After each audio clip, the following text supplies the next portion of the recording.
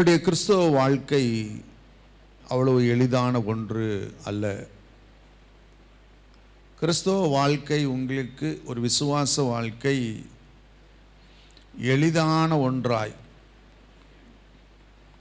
கஷ்டமில்லாத ஒன்றாய், பாடுகள் இல்லாத ஒன்றாய், போராட்டங்கள் நிந்தனைகள் இல்லாத ஒன்றாய் இருக்கும் என்றால் நீங்கள் தேவன் எதிர்பார்க்கிற வாழ்க்கையை வாழவில்லை என்று அர்த்தம். நான் சொன்னது புரியுதா? தேவன் எதிர்பார்க்கிற ஒரு கிறிஸ்தவ வாழ்க்கையை, ஒரு விசுவாச வாழ்க்கையை நான் வாழ்கிற பொழுது அங்கே ஏராளமான சவால்கள் இருக்கும்.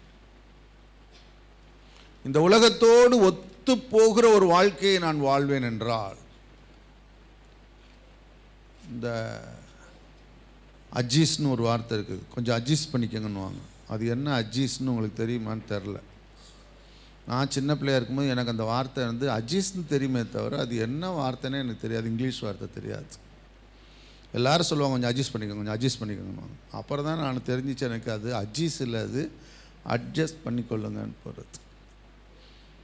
நிறைய பேர் உலகத்தோடு அட்ஜஸ்ட் பண்ணி போயிடுவாங்க, எல்லாத்துக்கும் அட்ஜஸ்ட் பண்ணிடுவாங்க. அந்த வாழ்க்கை சவால்கள் நிறைந்த வாழ்க்கையாக இருக்காது.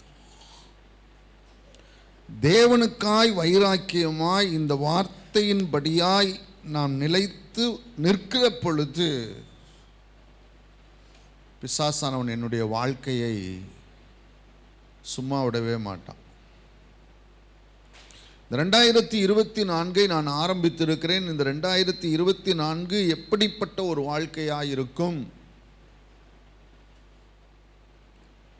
நாம் எப்படி ஆவிக்குரியவர்களாக இருக்கிறோமோ, நம்மிடத்தில் என்ன இருக்கிறதோ அதுதான் இந்த வருஷத்தை தீர்மானிக்கப் போகிறது. இந்த சங்கீதக்காரன் இதை தாவீது எழுதுகிறான். தாவீதின் சங்கீதம் என்று போற்றிருக்கிறது. இந்த சங்கீதத்திலிருந்து 3 காரியங்களை நான் வேகமாய் உங்களோடு பகிர்ந்து கொள்ள விரும்புகிறேன். 3 காரியங்கள். 2024 வருஷத்தை நான் ஆரம்பித்திருக்கிறேன். இந்த வருஷத்தில் என் வாழ்க்கைக்கு ஆசீர்வாதமாய் இருப்பதற்கு எனக்கு தேவையான 3 காரியங்கள். இது அறிவு அல்ல, அனுபவம் அல்ல, பணம் அல்ல, புகழ் அல்ல, வசதிகள் அல்ல. அதெல்லாம் வரும் இது இருக்கிற பொழுது. இந்த சங்கீதத்தை சங்கீதக்காரன் என்ன சூழ்நிலையில் எழுதினான் என்று தெரியாது. ஆனால் இந்த சங்கீதத்தை இந்த மனிதன் ஆரம்பிக்கிற பொழுது, உம்மை என் முழு இருதயத்தோடு துதிப்பேன் என்று சொல்லுகிறான். தன்னுடைய சங்கீதத்தை அவன் ஆரம்பிக்கிற பொழுது ஒரு துதியோடு ஆரம்பிக்கிறான். துதியோடு எப்படி துதிப்பேன் என்று இந்த சங்கீதத்தில் சொல்லுகிற பொழுது 1வது வசனத்திலும் 2வது வசனத்திலும் 3 காரியங்களை சொல்லுகிறான். என் முழு இருதயத்தோடு துதிப்பேன் சொல்லுகிறான். அரைகுறை இருதயம் அல்ல, இருதயத்தினுடைய ஒரு பகுதி மட்டும் அல்ல. சில நேரங்களில் சில பேர் நன்றி சொல்லுகிற பொழுது தேங்க்ஸ் ஓகே சொல்ல வேண்டுமே என்பதற்காக. இந்த குழந்தைகளுக்கு சாக்லேட் கொடுத்த உடனே வீட்டில் சொல்லுவாங்க, எல்லாரும் என்ன சொல்லுவாங்க? ஆண்டிக்கு தேங்க்ஸ் சொல்லு, அங்கிளுக்கு தேங்க்ஸ் சொல்லணும். அது கவனமெல்லாம் எங்கே இருக்கும்? சாக்லேட் மேலே தான் இருக்கும். ஏய் சொல்லுன்னு போன பிறகு உதைப்பாங்களேன்ற பயத்தில் அது என்ன செய்யும்? தேங்க்ஸ் அப்படின்னு. இந்த சங்கீதக்காரன் சொல்லுகிறான், என் முழு இருதயத்தோடு உம்மை துதிப்பேன் ஆண்டவரே. 2வது சொல்லுகிறான், கீர்த்தனம் பண்ணுவேன்னு சொல்றான். பாடி நான் துதிப்பேன். பாட்டு எல்லா நேரத்திலையும் நமக்கு வராது. நான் சொல்றேன், நான் பாடி உம்மை நான் கீர்த்தனம் பண்ணுவேன். 3வது சொல்லுகிறான், 2வது வசனத்தில் பணிந்து துதிப்பேன் ஆண்டவரே. தேவனுக்கு முன்பதாக என்னை தாழ்த்தி என்னை வெறுமையாக்கி நான் ஒன்றுமில்லை என்கிற உணர்வோடு கூட என் தேவனுடைய சமூகத்தில் நான் அவரை துதிப்பேன். எதற்காக துதிப்பேன்னு சொல்லும்போது 2 காரியங்கள் சங்கீதம் 2ஆம் வசனத்தில் சொல்லுகிறார். உமது கிருபையின் நிமித்தமும் உமது உண்மையின் நிமித்தம் உம்மை துதிப்பேன் ஆண்டவரே. என் ஆண்டவர் எனக்கு எப்படிப்பட்டவராயிருந்தார்? எனக்கு அவர் கிருபையுள்ளவராயிருந்தார். 2வது எப்படி இருந்தார்? உண்மையுள்ளவராயிருந்தார். அவர் கிருபையும் உண்மையுள்ளவருமாய் இருந்ததினாலே அவர் எனக்கு என்ன செய்தார் என்கிறதை 2 காரியங்கள் 3வது வசனத்தில் சொல்லுகிறார். 2 காரியத்தை சொல்றார். தேவன் செய்த நன்மைகள் என்ன? 2 நன்மைகள். நான் கூப்பிட்ட நாளில் எனக்கு மறு உத்தரவு அருளினீர். ஏதோ ஒரு உபத்திரவத்திற்குள்ளாய் கடந்து போயிருக்கிறான், ஏதோ ஒரு நெருக்கத்திற்குள்ளாய் கடந்து போயிருக்கிறான். எதற்குள்ளாய் கடந்து போனான் என்று நமக்கு தெரியாது. ஆனால் கடந்து போன நேரத்தில் அவன் யாரை நோக்கி கூப்பிட்டான்? கர்த்தரை நோக்கி கூப்பிட்டான். கர்த்தர் அவனுக்கு என்ன செய்தார்னு சொல்றான்? மறு உத்தரவு. 2வது நன்மை என்ன? அதே 3வது வசனத்தில் சொல்கிறான். என் ஆத்துமாவிலே பலன் தந்து என்னை தைரியப்படுத்தினீர். ஏதோ ஒரு சூழ்நிலைக்குள்ள கடந்து போகிற பொழுது இவன் தன்னுடைய பலனை இழந்து, தைரியத்தை இழந்து அதைரியப்பட்டு போகிற நேரத்தில் அந்த தேவன் சும்மா இருக்கவில்லை. அந்த தேவன் அவனுக்கு பலன் கொடுத்து அவனை என்ன செய்தார்? தைரியப்படுத்தினார். அருமையானவர்களே, இந்த சங்கீதக்காரன் தேவன் தன்னுடைய வாழ்க்கையில் என்னவாக இருந்தார் என்கிறதையும் அவர் என்ன செய்தார் என்கிறதையும் அவன் மறந்து போவதற்கு ஆயத்தமாயில்லை. அதை நினைத்து பார்ப்பதற்கு, தேவன் எப்படிப்பட்டவராய் இருந்தார் என்பதை நினைத்து பார்ப்பதற்கு அவர் அப்படிப்பட்டவராய் இருந்ததினாலே எனக்கு என்ன செய்தார் என்கிறதை அவன் நினைத்து பார்த்து தேவனை துதிக்கிற ஒரு மனுஷனாய் இருந்தான். பல நேரங்களிலே நம்முடைய வாழ்க்கையிலே தேவன் செய்கிற காரியங்களை நாம் மறந்து போகிறோம். இது தமிழ்ல எப்படி சொல்றது தெரியல. we take everything for granted. எல்லாத்தையும் எடுத்துக்கொள்கிறோம். என்ன நன்மை ஆண்டவர் செய்தார், கவலை கிடையாது. ஆண்டவர் எனக்கு எப்படிப்பட்டவராக இருந்தார், அதை யோசிப்பதே கிடையாது. ஒவ்வொரு நிமிஷமும் என்னை பாதுகாத்து, என்னை பராமரித்து, என்னை போஷித்து நடத்துகிறார். நான் காலையில் பிரசவாக்கத்தில் இருந்து, என் வீடு பிரசவத்தில் இருக்குது, அங்கிருந்து நான் கிளம்பி வந்தேன். நான் ஏர்லியாக கிளம்பிட்டேன். நான் என் ஒய்ஃப் சொன்னாங்க, பத்திரமா போயிட்டு வாங்க, நான் காரை ஓட்டிகிட்டு வரணும். நைட்டும் லேட்டாக தான் படுத்தேன், காலையில் ஏர்லியாக எழுந்திரிச்சிட்டேன். இன்னும் என் கண்ணில் கொஞ்சம் தூக்கம் இருக்குது. காரு ஓட்டும்போது ஹஸ்பண்ட் என்ன செஞ்சிடக்கூடாது, தூங்கிடக்கூடாது, இல்லை வேற எவனாவது தூங்கிட்டு வந்து இடிச்சிடக்கூடாது. நான் சொன்னேன், பயப்படாமா, நல்லபடியாக போய் சேரணும். வந்தவுடனே ஒரு மெசேஜ் அனுப்பிச்சிட்டேன், ரீச்டு சேஃப்லி. ஏன்னா என் ஒய்ஃப் பார்த்துட்டு, நான் ஹஸ்பண்ட் போய் சேர்ந்துட்டாரு. என் மனைவி பத்திரமா போக சொன்னாலும் சரி, நான் பத்திரமாய் வந்தாலும் சரி, என்னை பாதுகாக்கிறது என் தேவன். நம் வாழ்க்கையில் நமக்கு இருக்க வேண்டிய ஒரு பெரிய காரியம் துதி, ஆராதனை. பிரியமானவர்களே,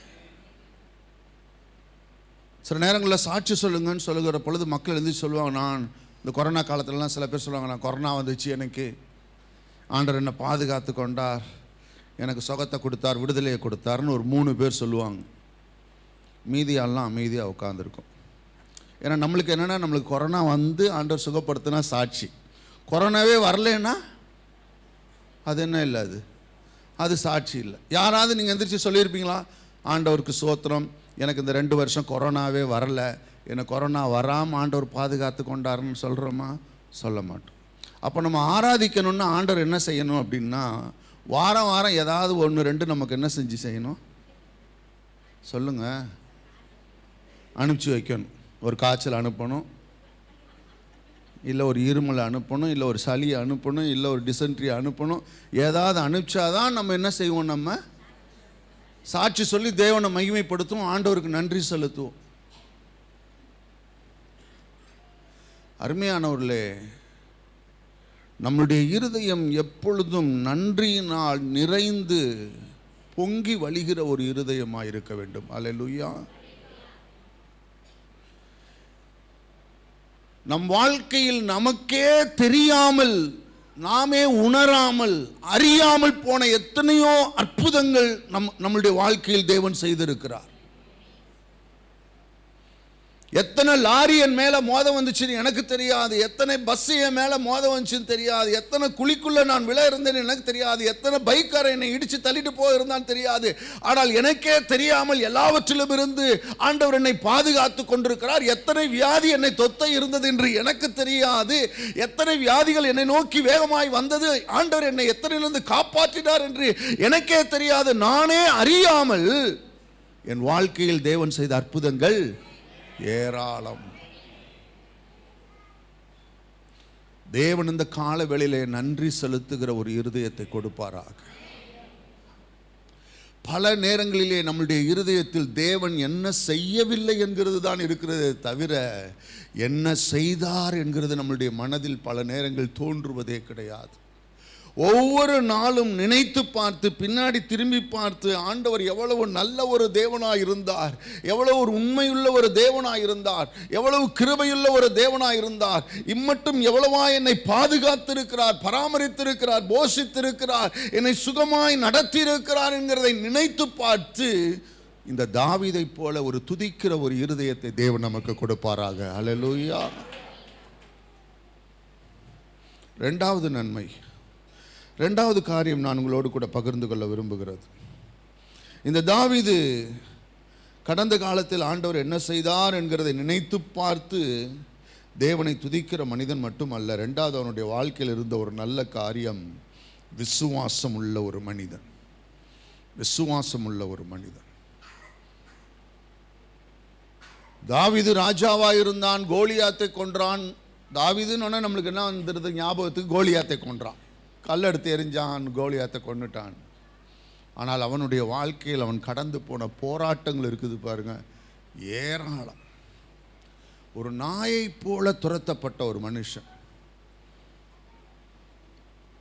வருஷக்கணக்காய் சவுலினாலே துரத்தப்பட்டவன், வருஷக்கணக்காய் தன் மகன் அப்சலோமினாலே துரத்தப்பட்டவன். இவனை கொன்று போடுவதற்கு பல பேர் அவனுக்கு பின்பதாக இவனை விரட்டி கொண்டே இருந்தார்கள். ஆனால் இந்த மனிதன் எப்படிப்பட்ட மனுஷன் என்றால், தன் சிறு வயதிலிருந்து தேவனை அறிந்து தேவனை உறுதியாய் பிடித்து கொண்டு அவரை விசுவாசிக்கிற ஒரு மனிதனாய் அந்த மனிதன் காணப்பட்டான். சில நேரங்களில் சில விசுவாசிகள் சொல்லுவாங்க, பாஸ்டர் என்ன போல கஷ்டப்பட்டது ஒருத்தருமே இல்லை. எல்லா விசுவாசியும் இப்படி தான் சொல்கிறாங்க. எல்லா விசுவாசியும் அப்படி தான் நினைக்கிறாங்க, என்ன போல கஷ்டப்படுற யாருமே இல்லை. ஒரு முறை என் ஆஃபீஸ் தேடி வந்து ஒரு ஒரு அம்மா ஒரு ஐயா வந்திருந்தாங்க. அதே தான் சொன்னாங்க, பாஸ்டர் எங்களை மாதிரி கஷ்டத்துக்குள்ளே கடந்து போனது யாருமே இல்லை. நான் உங்களை பார்த்து கேட்டேன், எத்தனை ஆடு செத்துருக்குது, எத்தனை மாடு செத்துருக்குது, எத்தனை ஒட்டகம் செத்துருக்குது, எத்தனை பிள்ளை செத்துருக்குது, உடம்புல எல்லாம் கட்டி கட்டியாக வந்திருக்குதா, சரக்கு வச்சு சொர்ணிச்சுக்கிட்டு இருக்கிறியா? யோபு தன் வாழ்க்கையில் எல்லாவற்றையும் இழந்து போனான். அவன் வாயிலிருந்து கூட என்ன வரல, என்ன போல கஷ்டப்பட்டது யாருமே இல்லைன்னு அவன் பாட்டில் இருக்கிறான். கர்த்தர் கொடுத்தார், கர்த்தர் எடுத்தார், கர்த்தருடைய நாமத்துக்கு சோத்திரம். அவர் கைகளில் இருந்து நம்ம ஆசீர்வாதத்தை நான் பெற்றிருக்கிறேன், நன்மையை பெற்றிருக்கிறேன், தீமையை பெற வேண்டாமா, சோத்திரம், நோ ப்ராப்ளம்னு போய்கிட்டு இருக்கிறான். அவனே தன் வாய் திறந்து நான் எல்லாவற்றையும் இழந்துட்டேன், இந்த உலகத்திலேயே பெரிய கஷ்டப்பட்டவன் நான் எங்கேயாவது சொல்லியிருக்கிறானா? நீங்கள் வீட்டில் போய் நீங்கள் யோபு 40 அதிகாரத்தை வாசி ஒரு இடத்துல கூட சொல்லலை. நம்மளுக்கு ஒரு கொசு கூட நம்ம வீட்டில் சாகலை, ஆனால் நம்மளை போல கஷ்டப்பட்ட ஆட்கள் யாருமே கிடையாது. இந்த தாவீதை போல கஷ்டப்பட்ட மனிதர்கள் கொஞ்சம் பேர் தான். ஆனால் அந்த மனிதனுடைய இருதயத்தில் எத்தனை கஷ்டங்கள் பட்டாலும் அவனுடைய தலை உயர்ந்தே இருப்பதற்கு ஒரு காரணம் என்னவென்றால், அவனுடைய இருதயத்தின் அடித்தளத்திலே ஆழமாய் பதிந்திருந்த அந்த விசுவாசம். இந்த சங்கீதத்தில் அவன் சொல்லுகிறான், 7ஆம் வசனத்தில் சொல்லுகிறான் அவனுடைய விசுவாசம் என்னவென்பதை.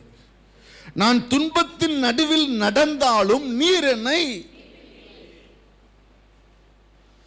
நான் துன்பத்தின் நடுவில் நடந்தாலும் நீர் என்னை உயிர்ப்பிப்பீர் ஆண்டவரே.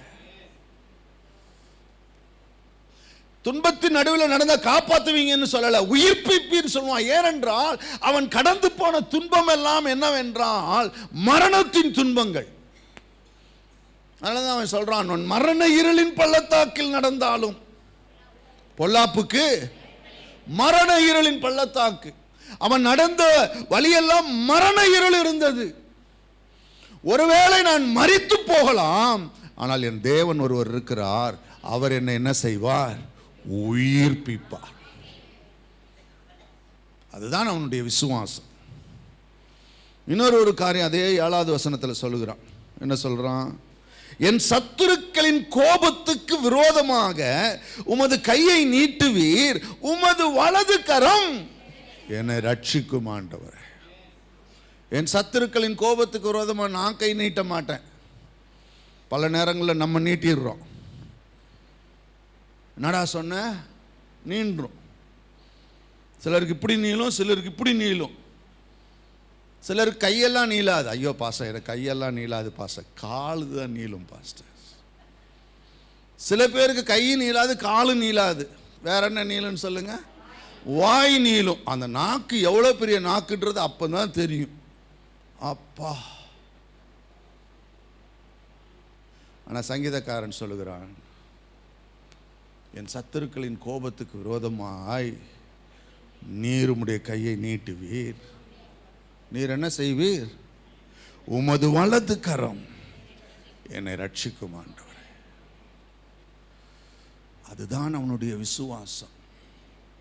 3வது ஒரு காரியம் சொல்றான், 8வது வசனத்தில் சொல்றான், கர்த்தர் எனக்காக யாவையும் செய்து முடிப்பீர்.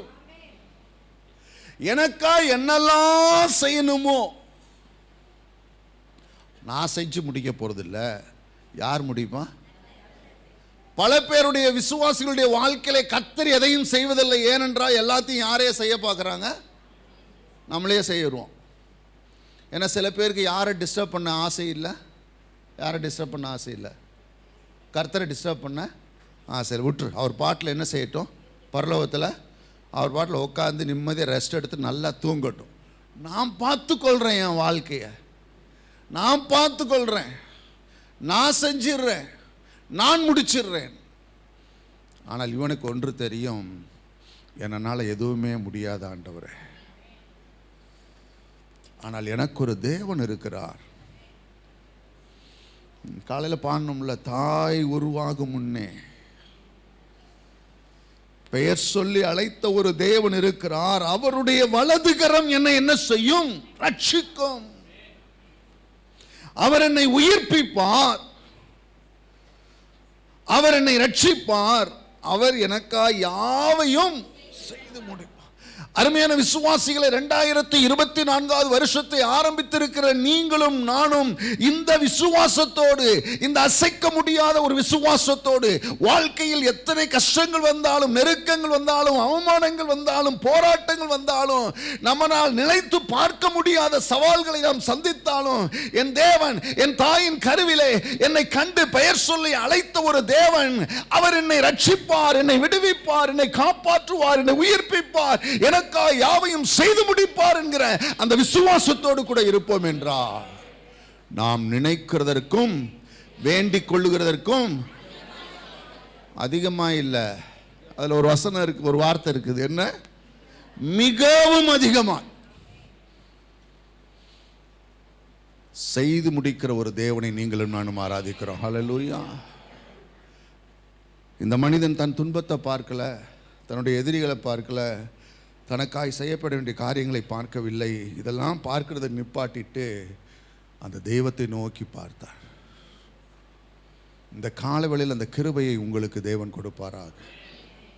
உங்கள் சூழ்நிலை எப்படிப்பட்டதாக இருந்தாலும், நீங்கள் சந்திக்கிற பிரச்சனை எப்படிப்பட்டதாக இருந்தாலும், நீங்கள் கடந்து போகிற பாதை எப்படிப்பட்டதாக இருந்தாலும், நீங்கள் சந்திக்கிற மனிதர்கள் எப்படிப்பட்டவர்களாக இருந்தாலும், உங்களுக்கு என்ன நடக்க வேண்டுமோ அது எப்படிப்பட்டதாக இருந்தாலும், அவைகளை பார்க்காதபடிக்கு இதை எல்லாவற்றையும் செய்து முடிக்கிற தேவனை நோக்கி பார்ப்பதற்கு தேவன் கிருபை கொடுப்பாராக. மூன்றாவது ஒரு காரியம், இந்த மனிதன் துதிக்கிற மனிதன் மட்டுமல்ல, இந்த மனிதன் விசுவாசிக்கிற மனிதன் மட்டுமல்ல. இந்த சங்கீதத்தை முடிக்கிற பொழுது மூன்றாவது ஒரு காரியத்தோடு முடிக்கிறான். உமது கரத்தின் கிரியைகளை நெகிழ விடாதிருப்பீராக. அது எது? அவனுடைய ஜெபம். துதியிலே ஆரம்பிக்கிறான், விசுவாசத்திற்கு கடந்து போகிறான். முடிக்கிற பொழுது, ஆண்டவரே உம்முடைய கரத்தின் கிரியை என்ன செய்யாதையும் கைவிடாதிரும் ஆண்டவரே. ஏனென்றால் அவனை உருவாக்கினது தாய் அல்ல, தகப்பன் அல்ல. என்னை உருவாக்கினது யார்? நான் உம்முடைய கரத்தின் கிரியை ஆண்டவரே. என் வாழ்க்கை உம்முடைய கரத்தினுடைய கிரியை ஆண்டவரே. என்னுடைய நிகழ்காலம், என்னுடைய எதிர்காலம், என் கடந்த காலம் எல்லாமே உம்முடைய கரத்தினுடைய கிரியை ஆண்டவரே. உம்முடைய கரத்தின் கிரியை ஆகிய என்னையும், என் மனைவி பிள்ளைகளையும், என் குடும்பத்தையும், எனக்கு உண்டான எல்லாவற்றையும் நீர் என்ன செய்யாதிரும், நெகிழ விடாதிருக்குன்னா என்ன நம்மளுக்கு தெரியாது. நான் சொல்கிறேன், நான் என்ன கைவிடாதிரும் ஆண்டவரே, கைவிடாதிரும். என்னை கைவிட்டுறாதீங்க ஆண்டவரே. மனிதர்கள் என்னை கைவிடலாம், சவுல் என்னை கைவிடலாம், என் மகன் அப்சலோம் என்னை கைவிடலாம், என் மனைவி பிள்ளைகள் என்னை கைவிடலாம். ஆனால் ஆண்டவரே, இந்த கால வேளையில் என்னுடைய கண்கள் உம்மை நோக்கி பார்க்கிறது. நீர் என்னை என்ன செய்யாதிரும், கைவிடாதிரும் ஆண்டவரே. அந்த ஜெபம் அவனை ஆசீர்வதித்தது. பிரியமானவர்களே, ஏற்கனவே நான் சொன்னேன், நான் அந்த மனிதனுடைய வாழ்க்கையில் அவன் ஏற்கனவே ஜெபம் பண்ணான். 3ஆம் வசனத்தில் அதான் சொன்னான், நான் கூப்பிட்ட நாளில் எனக்கு மறு உத்தரவு அருளினீர். அப்போ ஜெபம் என்கிறது தாவீதுனுடைய வாழ்க்கையில் எப்பொழுதும் இருந்த ஒரு காரியம். தன்னுடைய வாழ்க்கையில் தாவீது ஜெபிக்க தவறுவதே இல்லை, ஜெபிப்பதற்கு மறந்து போவதே கிடையாது. ஏற்கனவே ஜெபித்து தேவனுடைய கரத்திலிருந்து மறு உத்தரவை பெற்றுக்கொண்ட இந்த மனிதன் இந்த சங்கீதத்தை முடிக்கிற பொழுதும் எதோடு கூட முடிக்கிறான்? ஜெபத்தோடையே முடிக்கிறான். அருமையான விசுவாசிகளை, உங்களுடைய வாழ்க்கைக்கும் என்னுடைய வாழ்க்கைக்கும் ஜெபம் என்பது இன்றியமையாத ஒன்று. யாக்கோபு சொல்லுகிற பொழுது சொல்றான், ஏன் உங்களில் அநேகர் பெற்றுக்கொள்ளாமல் இருக்கிறீர்கள்? விண்ணப்பம் பண்ணாமல் இருக்கிறதுனாலே, கேட்காததினாலே. நான் எப்பவுமே சொல்ற உதாரணம் தான். 2 பிள்ளைகளை கடை கூட்டு போனோம் அப்படின்னா, அந்த 2 பிள்ளைகள ஒரு பிள்ளை நிறையா வாங்கும், இன்னொரு பையன் கொஞ்சமாக தான் வாங்குவான். தேவனை நோக்கி செபிக்க கற்றுக்கொள்ளுங்கள். அன்னாளுடைய வாழ்க்கையில் ஒரு நாள் வந்தது, அது நாள் வரைக்கும் அவளுடைய போராட்டம் அவளுடைய தங்கையோடு கூட இருந்தது, அவளுடைய போராட்டம் கணவனோடு கூட இருந்தது, அவளுடைய போராட்டம் மற்றவர்களோடு கூட இருந்தது. ஆனால் ஒரு நாள் ஒன்றை தீர்மானித்தாள், இதுவரைக்கும் நான் போராடின ஆட்களோடு கூட இனி நான் போராடுவதில்லை. வேத வசனம் சொல்கிறது, எல்லோரும் புசித்து குடித்த பின்பு அன்னாள் எழுந்தரித்தாள். இதுவரைக்கும் அவள் போகாத ஒரு இடத்திற்கு போனால், நேராக போய் தேவ சமூகத்தில் உட்கார்ந்து தன் இருதயத்தை அவள் ஊற்றி விட்டாள். வேத வசனம் சொல்லுகிறது, கர்த்தர் அன்னாளை நினைத்தருளினா. அதுவரைக்கும் நினைக்கல, அதுவரைக்கும் இந்த அன்னாளை நினைக்கவில்லை. அந்த வரைக்கும் அன்னாளுடைய பிரச்சனையை தேவன் நினைக்கவில்லை. ஏனென்றால் என்றைக்கு அன்னாள் தன் சமூகத்திற்கு வந்து தன் இருதயத்தை ஊற்றுகிறாளோ, அன்றைக்கு இவளுடைய வாழ்க்கை நினைத்தருளி இவளுக்கு நன்மையை நான் செய்வேன் என்று ஒரு தேவன் இவளுக்காய் காத்து கொண்டிருந்தார். அன்றைக்கு இருதயத்தை ஊற்றினாள். ஏலி நினைத்தான் இவள் குடித்து வெறித்து வந்திருக்கிறாள் என்று. ஆனால் இவள் சொல்லுகிறாள், நான் மனக்லேசமுள்ள ஸ்திரீ, கர்த்தருடைய சமூகத்தில் என் இருதயத்தை ஊற்றிவிட்டேன். 2023 வருஷம் வரைக்கும் உங்களுடைய ஜெப வாழ்க்கை எப்படி இருந்ததோ எனக்கு தெரியாது. இந்த 2024 வருஷம் உங்களுக்கு ஒரு ஆசீர்வாதமான வருஷமா இருக்க வேண்டும் என்றால், அருமையான விசுவாசிய, தேவ சமூகத்தை தேடுவதற்கு, தேவ சமூகத்தை நாடுவதற்கு, தேவ சமூகத்திற்குள்ளாய் கடந்து போய் அவருடைய சமூகத்தில் உன் இருதயத்தை ஊற்றுவதற்கு கற்றுக்கொள்ளுங்கள். உங்களுடைய போராட்டம் சூழ்நிலைகளோடு அல்ல, உங்களுடைய போராட்டம் பிரச்சனைகளோடு அல்ல, உங்களுடைய போராட்டம் மனுஷர்களோடு கூட அல்ல. யாக்கோபை போல தேவனோடு போராட கற்றுக்கொள்ளுங்கள். இந்த மனிதன் துதியில் ஆரம்பித்து விசுவாசத்திற்கு கடந்து வந்து முடிக்கிற பொழுது உன் கரத்தின் கிரியைகளை நெகிழ விடாதிருக்கும். என்னை மறந்துடாதீங்க ஆண்டவரே, என்னை கைவிட்டுறாதீங்க ஆண்டவரே. இந்த உலகத்தில் யார் வேண்டுமானாலும் என்னை கைவிடலாம், நீங்கள் கைவிட்டீங்கன்னா என்னுடைய கதி அதோ கதி தான் ஆண்டவரே. இந்த காலை வேளையிலே சகோதரனே சகோதரிய, தேவன் உன்னோடு கூட பேசுகிறார். துதிக்க கற்றுக்கொள்ளுங்கள், விசுவாசிக்க கற்றுக்கொள்ளுங்கள், செபிக்க கற்றுக்கொள்ளுங்கள். இந்த 2024 வருஷம் ஒரு மேன்மையான வருஷமாக இருக்கும். அல்லேலூயா.